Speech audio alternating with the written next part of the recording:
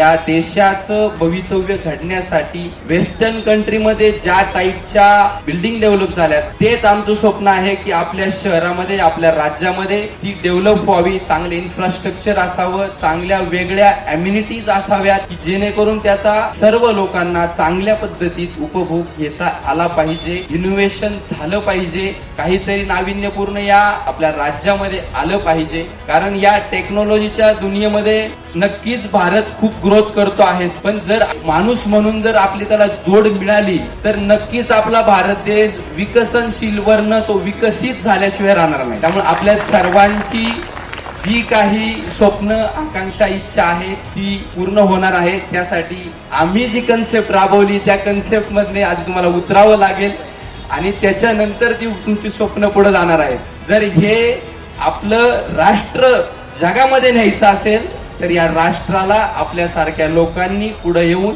व्यावसायिकतेमधनं पुढे नेलं, आपलं देश जगाच्या एका उंचीवरती जाईल असं मला वाटतं.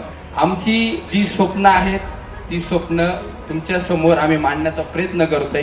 कारण कोणतंही काम एका व्यक्तीने होत नसतं, ते युनिटीने होत असतं. आज आपली एमरोसिया गॅलेक्सी ही जी झाली ते आपलं कुटुंब आहे.